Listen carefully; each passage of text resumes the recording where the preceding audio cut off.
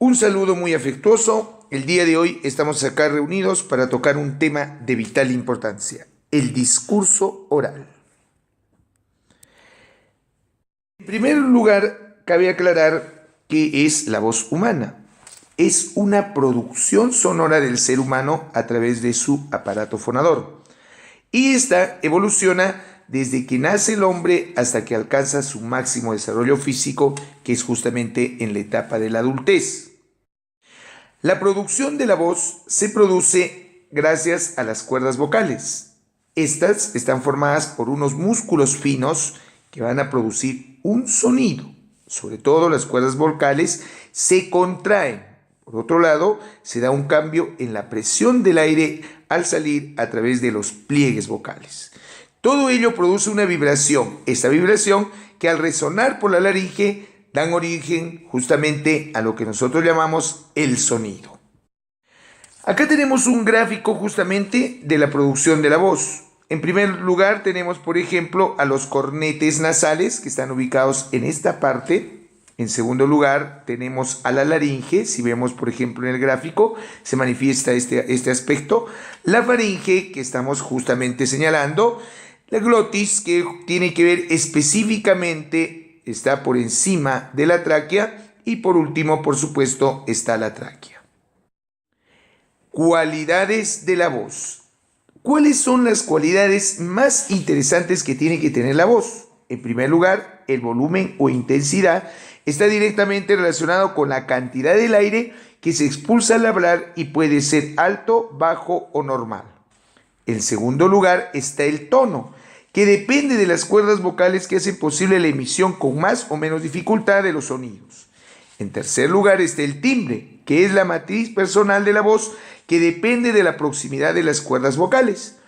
Y por último está la velocidad, que es la rapidez en la emisión de los sonidos por parte del hablante. La entonación de la voz. La entonación tiene que ver específicamente con el lenguaje.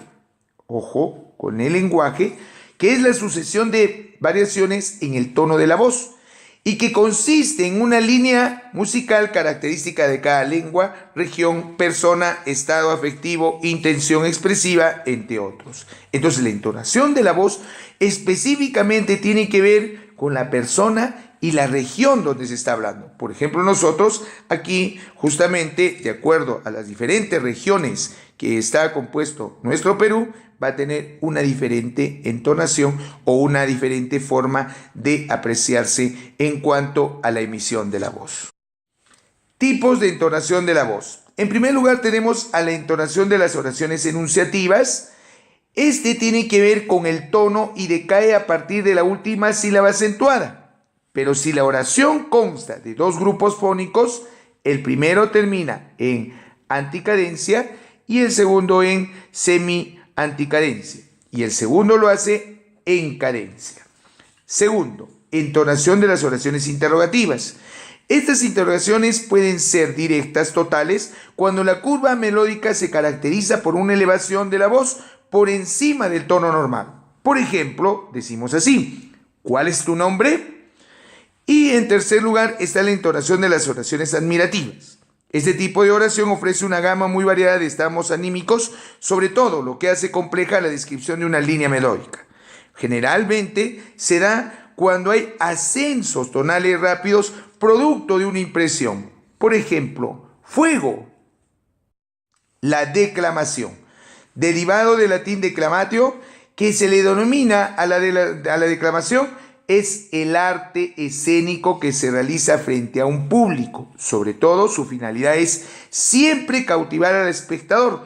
¿Por qué? Porque el concepto de declamación gira en torno al hecho de que este verbo, el verbo declamar, que es muy importante, va a tener una acción dentro de un determinado público. Su finalidad, vuelvo a repetir, es cautivar, impresionar a la persona o al público que se nos está oyendo. Procesos en la declamación. Primero está la dicción, que se refiere a la manera de pronunciar palabras o construcciones. Sobre todo, la forma como nosotros acentuamos el verso.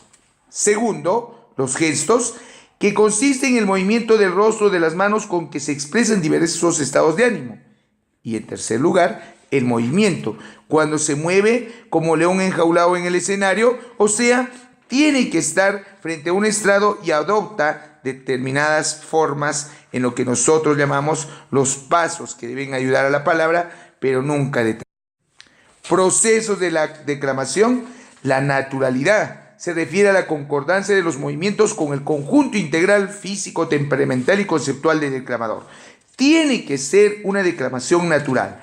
Flexibilidad, la capacidad de variar el tono, la intensidad, la velocidad o la entonación y las pausas, muy importantes en la declamación. Y las pausas, que son las breves interrupciones de tiempo en un poema, que tienen que ver específicamente con los tiempos de pausa, como la coma y algunos signos que nos van a ayudar para que la palabra sea mucho más fluida. Muy bien, eso ha sido todo por hoy. Les deseo, por supuesto, un feliz día y a seguir adelante con nuestros estudios.